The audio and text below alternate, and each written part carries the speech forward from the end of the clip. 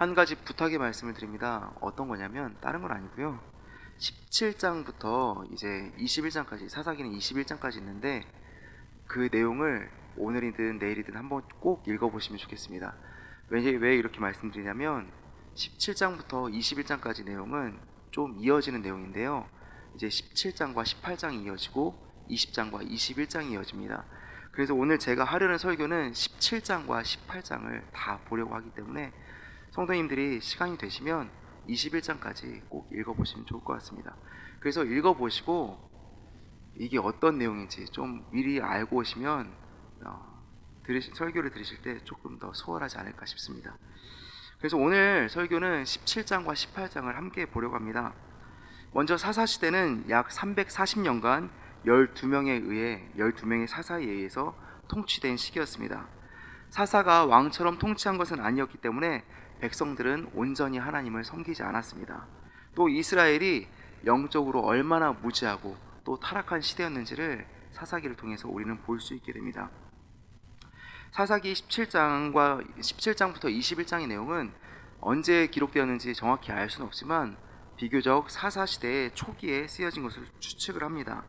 그리고 17장은 미가 집에서 일어난 이야기가 이제 18장으로 넘어가면서 한 지파의 이야기로, 단 지파의 이야기로 확장되는 것을 보여주고, 여기서는 이스라엘의 종교적 타락이 어떤지를 보여줍니다. 또 이 19장부터 21장은 한 레위인에 대한 이야기로 도덕적으로 얼마나 이스라엘이 타락했는지 그 모습을 보여주고 있습니다. 여기서는 영웅 같은 사사들이 등장하는 장면 외에 그냥 일반인들은 어떤 삶을 살았는지를 우리에게 보여줍니다. 이 부분을 통해서 성경 기자가 말하고 싶었던 것은 사사시대는 결코 이상적인 사회가 아니었다라는 겁니다. 하나님의 백성이 하나님의 말씀대로 살지 않았을 때, 그 정체성을 잃어버리고 살았을 때 어떤 모습으로 사는지를 우리에게 말씀하고 있는 겁니다. 그래서 17장과 18장에선 우리는 4가지 사건을 보게 됩니다. 첫 번째로 미가의 집에서는 어떤 일이 있었는가, 그리고 두 번째는 거주할 곳을 찾지 못해서 헤매이던 레위 청년이 이제 미가 집에 제사장으로 있게 된 이야기를 보게 되고요. 그 18장에서는 단지파가 땅을 정복하지 못해서 이제 헤매이다가 라이스라는 곳을 발견하게 되고, 또 라이스를 정복하는 이야기 속에서 미가 집은 또 어떻게 그들과 연결되는지를 우리가 보게 됩니다. 그런데 이들의 공통점은 무엇이냐면 옳고 그름에 대한 기준이 전혀 없다는 이야기입니다. 제가 오늘 설교를 하면서 말씀을 드릴 텐데 굉장히 혼란스러운 이야기입니다. 왜 혼란스럽냐면 이 사람들이 도대체 어떤 기준을 가지고 사는지를 우리가 알 수 없기 때문에 그렇습니다. 그래서 왜 이 기준이 없을까? 그 원인을 보면은 정체성을 잃어버렸기 때문입니다. 자신들이 어떤 사람인지, 어떻게 살아야 하는지를 알지 못했고 잊어버렸기 때문에 그냥 자기 소견에 오른 대로 살아가는 모습에 보여주고 있다는 겁니다. 그래서 자기가 누구인지 그 모르는 기준의 혼란을 17장 6절에서는 이렇게 말씀합니다. 그때에는 이스라엘의 왕이 없었으므로 사람마다 자기 소견에 옳은 대로 행하였더라 라고 말씀을 하고 있는 겁니다. 그래서 먼저 17장 1절부터 6절 말씀을 보면은 미가라는 사람의 집에서 어떤 일이 일어났는지를 우리에게 말씀하고 있습니다. 에브라임 산지에 미가라는 한 사람이 살고 있었습니다.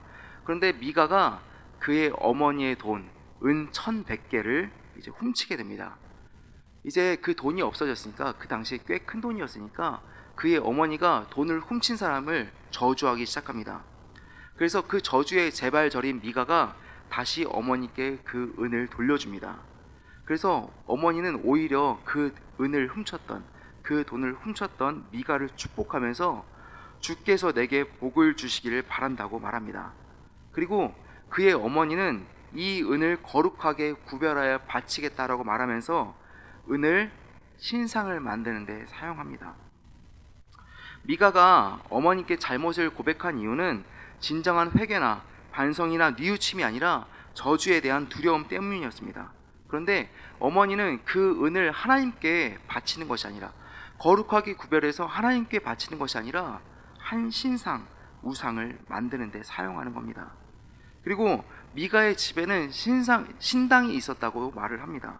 그리고 미가는 여기에 한술 더 떠서 제사장들이 입는 옷인 에봇을 만들고 또 우상인 드라빔까지도 만들게 됩니다.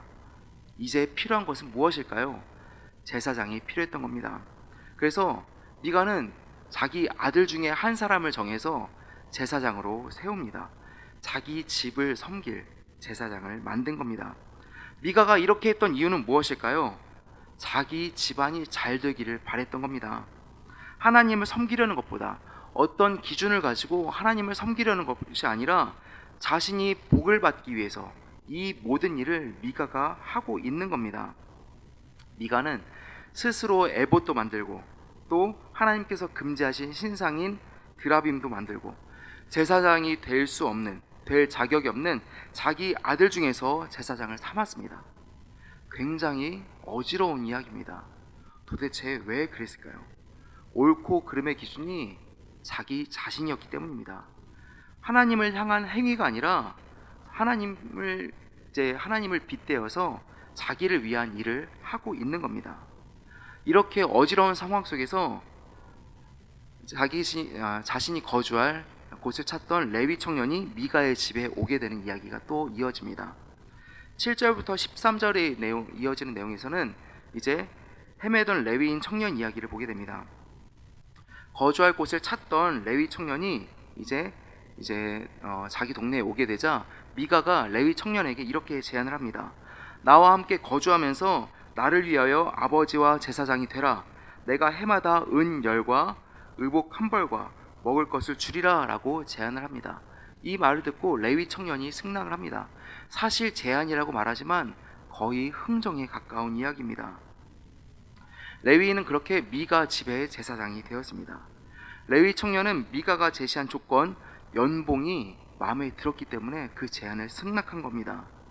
레위인은 원래 성막에서 봉사를 해야 하는 사람입니다. 그런데 여기서 레위 청년이 헤매고 있는 것은 성막에서 봉사를 하면서 자신의 생계가 해결되지 않으니까, 해결할 수가 없으니까 이제 내가 어디에 있어야 할까, 내가 어디서 먹고 살아야 할까 이렇게 헤매이다가 결국 여기까지 오게 된 건데, 미가가 그 청년을 알아보고 자기 집의 제사장으로 삼은 겁니다. 그런데 이 레위 청년은 성막에서 봉사할 수는 있었지만 제사장이 될 수는 없던 사람입니다. 성막에서 이제 제사를 드릴 수 있는 제사장은 아론의 자손만 이제 제사장이 될 수 있었는데, 레위 청년은 그렇게는 아론의 자손은 아니었던 겁니다. 그래서 성막을 이동할 때 또 성막에 있는 기구들을 이제 관리하면서 그렇게 봉사할 수는 있었지만 제사장은 될 수 없었던 사람입니다. 그런 사람을 이 미가라는 사람은 이제 제사장으로 삼은 겁니다. 그래서 이제 레위 청년을 고용한 미가의 말은 이렇습니다. 레위인이 내 제사장이 되었으니 이제 여호와께서 내게 복 주실 줄을 내가 아노라 라고 말씀합니다.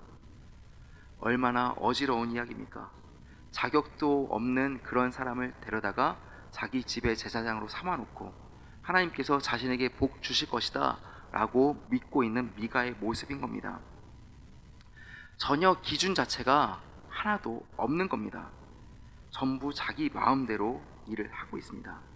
미가의 집을 이제 성경에서 기록하고 있지만 그 사람만 그랬던 것이 아니라 이 시대의 이스라엘 백성들이 얼마나 어지러운 삶을 살고 있었는지를 보여주고 있는 겁니다. 이 이야기는 18장으로 이어지게 됩니다. 18장 1절부터 6절 말씀을 보면 이제 단 지파의 이야기가 중첩해서 나오게 됩니다. 단 지파가 거주할 땅을 찾아서 이제 정탐꾼들을 보낸 이야기가 나옵니다. 정탐꾼들은 이제 미가의 집에 머무르게 되었습니다. 원래 단 지파가 분배받은 땅은 해안지대를 포함한 평야지대였습니다. 그런데 거기에 아모리 족속이 이미 자리를 잡고 있었고, 아모리 족속을 단 지파가 몰아내지 못했던 겁니다. 그래서 단 지파는 해안의 평야지대를 분배받았지만 그들을 몰아내지 못해서 산지에 살고 있었습니다. 산지에 살다 보니까 자기들의 인구가 늘어나서 그 땅이 좁아지게 된 겁니다. 그래서 이제 자신들이 거주할 땅을 직접 찾아보기 시작했는데 정탐꾼들이 흘러서 이제 미가의 집까지 오게 된 것입니다. 그래서 이제 미가의 집에서 머물게 된 정탐꾼들은 레위 청년에게, 미가 집의 제사장인 그 레위 청년에게 이렇게 물어봅니다. 자신들의 갈 길이 형통한지를 그 사람에게 물어보는 겁니다. 그랬을 때 레위 청년은 18장 6절에서 이렇게 말씀합니다. 평안히 가라. 너희가 가는 길은 여호와 앞에 있느니라 라고 답을 해줍니다. 여기에 확신을 얻어서 이 정탐꾼들은 계속해서 북쪽으로 올라가게 됩니다. 그래서 라이스라는 곳에 도착해서 그 땅을 보고 이렇게 말씀합니다. 18장 7절입니다. 염려 없이 거주하며 시돈 사람들이 사는 것처럼 평온하며 안전하니 그 땅에는 부족한 것이 없으며 부를 누리며 시돈 사람들과 거리가 멀고 어떤 사람과도 상종하지 아니함이라 라고 말씀합니다. 라이스라는 곳은 이스라엘의 최북단에 위치한 곳이었습니다. 원래 단지파가 있는 곳에서부터 약 170km 정도 떨어진 곳이었습니다. 그런데 이 땅은 시돈의 통치 속에 있었는데 거리가 멀어서 자기들끼리만 이렇게 살고 있었던 사람들이었습니다. 헤르몬 산 자락에 있어서 지형적인 위치도 좋았습니다. 침략을 당할 위협이 별로 없었던 겁니다. 이 정탐꾼들은 레위 청년의 말을 듣고 거기에 안심하고 또 합류하면서 그 땅을 이제 정복할 계획을 세우기 시작합니다. 그래서 이제 그 땅을 침략하기 위해서 단 지파에서 600명의 사람들이 이제 미가의 집으로 올라오게 됩니다. 정탐꾼 5명이 미가의 집에 들어와서 아무런 말도 없이 새긴 신상과 그리고 에봇과 또 드라빔을 가져갑니다. 그러면서 미가 집에 있던 제사장에게 이 정탐꾼들이 이렇게 제안을 합니다. 한 집에 있는 제사장이 되는 것보다 이스라엘의 한 지파 한 족속의 제사장이 되는 것 중에 어떤 것이 낫겠느냐라고 제사장에게 말을 하는 겁니다. 그랬을 때 레위 청년이 생각해도 한 집의 제사장으로 있는 것보다 한 지파의 제사장이 되는 것이 더 나아 보였기 때문에 이 레위 청년은 단 지파를 따라 나섭니다. 이들이 출발하고 뒤늦게 미가가 뒤쫓아가서 물어봅니다. 자기 집에 물어본다고 말을 하는데 거의 따지는 수준입니다. 왜냐하면 자기 집에 있는 재산을 다 강탈당했고 자기 집에 세운 제사장까지 빼앗겼기 때문에 그렇습니다. 그런데 자초지종을 설명하지 않고 단 지파는 미가라는 사람을 협박하기 시작합니다. 내 목소리를 우리에게 들리게 하지 말라. 노한 자들이 너희를 쳐서 내 생명과 내 가족의 생명을 잃게 할까 하노라 라고 말을 하는 겁니다. 그러니까 너 가만히 있어라. 우리 화난 사람들이 너를 죽이고 너의 집에 있는 재산까지 다 뺏을 수도 있다. 그러니까 그냥 돌아가라 라고 협박을 하는 겁니다. 그러니까 미가는 아무런 말도 하지 못하고 그냥 집으로 돌아갑니다. 그리고 나서 단 지파 사람들은 이제 라이스라는 곳을 점령합니다. 아무것도 모르는 라이스 사람들, 한가하고 걱정 없이 사는 사람들을 만나서 단 지파가 그들을 침략해서 이제 그 땅을 정복하게 됩니다. 그리고 라이스는 이제 단 지파의 땅이 되었습니다. 이들을 따라갔던 제사장 모세의 손자요 게르솜의 아들인 요나단과 그의 자손은 단 지파의 제사장이 되어 그 땅 백성이 사로잡히는 날까지 있었다라고 30절에서 말씀합니다. 제사장은 아론의 후손들에게만 허락되었던 자리였습니다. 그런데 단 지파의 제사장은 그런 제사장도 아니었을 뿐더러 이제는 우상을 숭배하는 제사장이 되었던 겁니다. 31절에서는 하나님의 집이 실로에 있을 동안에 단 지파에서는 미가가 만든 우상을 섬겼다라고 말씀합니다. 이는 성막이 있던 실로가 이스라엘 민족의 종교의 중심지였을 때도 단 지파에서는 하나님을 섬기는 것이 아니라 우상을 숭배하는 일이 계속되고 있었다는 것을 말씀합니다. 단 지파의 우상 숭배는 사무엘 때에 정리가 됩니다. 그러다가 언제 다시 우상 숭배의 본거지가 되냐면 남유다와 북이스라엘이 나라가 갈라질 때 여로보암 왕이 단 지파의 금송아지를 세우면서 다시 우상의 본거지가 되었습니다. 그래서 단 지파, 단의 땅이라고 하면은 우상 숭배라는 등식이 성립되는 것입니다.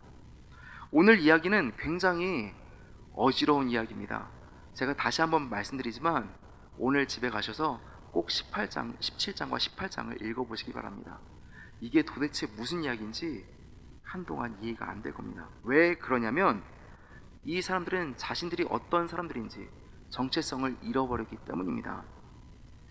미가의 경우 하나님에 대해서 계속해서 말을 하지만 하나님을 진짜로 믿는 것이 아니라 하나님은 그저 복을 얻는 수단일 뿐입니다. 레위 청년의 경우는 하나님을 믿는, 하나님을 섬겨야 하는 제사장 그 레위 지파임에도 불구하고 하나님을 출세와 성공의 수단으로 삼았습니다. 단지파의 경우는 하나님의 방법을 사용하는 것이 아니라 힘의 논리로 물건과 땅을 약탈하는 것을 보여줍니다. 이 세 가지 사건은 하나님의 백성이라는 정체성을 잃어버렸을 때 그 결과물들이 어떤지를 우리에게 보여주고 있는 겁니다. 우리는 정체성이 굉장히 명확한 사람들입니다. 우리의 정체성은 우리 스스로 정하는 것이 아니라 외부와의 관계를 통해서 만들어집니다. 남들이 보는 나를 통해서, 또 내가 누구인지, 내가 어떤 사람인지를 우리가 깨닫게 되는 겁니다. 그렇게 외부에서 우리에게 주어진 정체성은 무엇입니까? 우리는 그리스도인이고 하나님의 백성이라는 정체성입니다. 그리고 우리의 정체성은 다른 분이 아니라 하나님께서 우리에게 부여한 정체성입니다. 우리를 태어날 때부터 하나님께서 자녀 삼으셨고 우리를 구원하셨기 때문에 우리가 지금 여기까지 올 수 있었고 또 이렇게 살아가고 있는 겁니다. 그런데 그 정체성을 잃어버리게 되면 결국 우리에게도 지금 본문의 모습과 비슷한 모습이 나타나게 된다는 것을 말씀하고 있는 겁니다. 사사기에서 계속해서 말씀하고 있는 것은 무엇입니까? 하나님을 왕으로 삼지 않고 사람마다 자기 소견에 옳은 대로 행하면 어떤 일이 벌어지는지를 우리에게 계속해서 보여주고 있는 겁니다. 혼란스러운 일들이 계속해서 이어집니다. 왜냐하면 기준이 없기 때문입니다. 사람마다 자기가 옳다고 말하고 자신이 기준이 되어서 움직이는데 어떻게 세상이 혼란스럽지 않겠습니까? 기준이 무너진 시대의 모습을 우리에게 말씀하고 있는 겁니다. 자신들의 생활도 타락하고 여기에 더해서 영적 상태가 어떤지 전혀 깨닫지 못하는 그 정도로 타락한 모습을 계속해서 보여주고 있는 겁니다. 백성들만 타락했을까요? 아니요. 사사들도 계속해서 타락하는 모습을 보여줍니다. 사사들은 이스라엘을 통치해서 하나님께로 나아가게 만들어야 했던 사람들입니다. 그 일을 위해서 하나님께서 세우신 사람들이 사사인 겁니다. 그런데 사사들은 이 부분에서 모두 다 실패합니다. 그 땅에 평안을 가져올 수는 있지만 평안을 통해서 하나님을 믿고 따르고 섬기게 만들어야 했지만 사사들은 그 지점에서 실패한 겁니다. 사사들도 가면 갈수록 시간이 흐르면 흐를수록 자기가 하고 싶은 대로 살면서 이스라엘 백성들이 하나님을 향하게 만드는 일에는 실패했던 겁니다. 사사들도 정체성을 잃어버렸고 이스라엘 백성들도 덩달아서 정체성을 잃어버리니까 자신들이 그저 옳은 대로 하고 싶은 대로 살았고 그로 인해서 영적으로 그리고 이어지는 19장부터 21장의 말씀에서는 도덕적으로 굉장히 타락한 모습을 보여주게 되는 겁니다. 원래 이스라엘 백성들은 하나님께서 이들을 택하실 때 복의 통로로 삼으셔서 하나님의 백성이라면 어떤 복을 받아 누리는지를 보여줘야 했던 사람들입니다. 그런데 그런 정체성을 잃어버리고 오히려 이방 민족과 동화되면서 굉장히 타락한 모습을 보여주는 겁니다. 그러니까 이야기가 진행되지만 도대체 이게 무슨 이야기인지 기준도 없고 그런 이야기들을 어지러운 이야기를 보여주고 있는 겁니다. 우리는 사사기 17장의 말씀과는 정반대로 살아야 하는 사람들입니다. 그때에는 이스라엘의 왕이 없었으므로 사람마다 자기 소견에 옳은 대로 행하였더라 라는 말씀과는 정반대로 살아야 하는 사람들인 겁니다. 우리는 우리 소견에 옳은 대로 사는 것이 아니라 주님께서 원하시는 대로 주님께서 왕 되셔서 그 통치에 맞게 살아야 하는 사람들입니다. 선악과를 먹을 때 뱀이 하와를 유혹하면서 한 말이 있습니다. 창세기 3장 5절에서는 이렇게 말씀합니다. 너희가 그것을 먹는 날에는 너희 눈이 밝아져 하나님과 같이 되어 선악을 알 줄 하나님이 아심이니라 라고 말씀합니다. 결국 하나님처럼 된다는 말에 넘어가서 선악과를 먹은 결과는 어땠을까요? 하나님이 왕이 되셔서 그 통치를 받으며 사는 것이 아니라 각자가 옳은 대로 살다 보니까 결국 비참한 생활만 남게 되는 겁니다. 우리가 살아야 하는 방향은 우리가 원하는 대로 우리 눈에 좋은 대로 사는 것이 아니라 우리 왕 대신 하나님의 통치를 받으며 사는 것입니다. 이것을 기억하면서 오늘 하루를 온전히 하나님께 올려드릴 수 있는 저와 성도님들이 될 수 있기를 바랍니다. 세상에 귀를 기울이지 마시고 세상의 유혹에 넘어가지 마시고 오직 우리의 기준 되시고 우리에게 말씀하시는 하나님의 뜻을 따라 오늘 하루 살아가는 저와 성도님들 될 수 있기를 바랍니다. 기도하겠습니다. 사랑해 주님 감사합니다. 오늘 말씀 속에서 본 그 이스라엘의 모습이 지금 우리가 살아가는 세상과 크게 다르지 않은 것 같습니다. 기준이 무너지고 무엇이 옳은지 무엇이 그른지 제대로 분간하지도 못하고 또 자기 기준대로 생각해서 그냥 자기가 마음에 드는 대로 그렇게 사는 세상입니다. 하나님, 그런 세상 속에 우리가 마음 빼앗기지 않게 하시고 또 온전한 기준 되시는 주님의 말씀 따라 살게 해주시고 또 우리에게 부여된 정체성 그리스도인이라는 하나님의 통치를 받으며 하나님을 왕으로 삼고 살아가는 사람들이라는 것을 잊지 않고 살아갈 수 있도록, 그래서 온전히 주님께 영광 돌릴 수 있는 우리가 될 수 있도록 주님 붙잡아 주시옵소서. 또한 오늘부터 이제 아동보 수련회가 시작됩니다. 하나님, 그 수련회 가운데 우리의 자녀들 예수님 만날 수 있게 해주시고 예수님을 나의 구주 나의 하나님으로 영접하면서 정말 주님의 뜻대로 구원받은 주님의 자녀로 어렸을 때부터 주님을 믿고 그렇게 따를 수 있는 우리 자녀들 될 수 있도록 주님 인도하여 주옵소서. 우리 선생님들 기억하여 주셔서 그 수련회를 진행하는데 어려움 없게 해주시고 그 아이들에게 필요한 모든 것들을 다 채워줄 수 있는 우리 선생님들 될 수 있도록 주님 인도하여 주옵소서. 날씨와 건강과 안전과 그 모든 것들 다 책임져 주시고 온전히 주님께 영광 돌릴 수 있는 수련회가 되게 해 주시옵소서. 또한 기도합니다. 하나님, 우리 담임 목사님 기억하여 주셔서 그 건강 회복할 수 있도록 주님 인도해 주시고 건강 회복하셔서 주님께서 맡기신 사명 넉넉히 감당할 수 있는 힘과 지혜와 능력과 체력을 더하여 주시옵소서. 돌아오셨을 때 더 큰 은혜로 우리 성도님들과 함께 나눌 수 있도록 주님 인도하여 주시옵소서. 이 시간 주님께 감사한 마음을 담아 1000번째 예물을 드리는 손길들이 있습니다. 하나님, 주님께서 축복해 주시고 제물로 인해 어려움 겪지 않게 해주시고 또한 이 기도 주님께서 누구보다 잘 아시고 응답하고 계신 믿으며 나아가게 하여 주시고 또한 우리 성도님들 한 주를 시작합니다.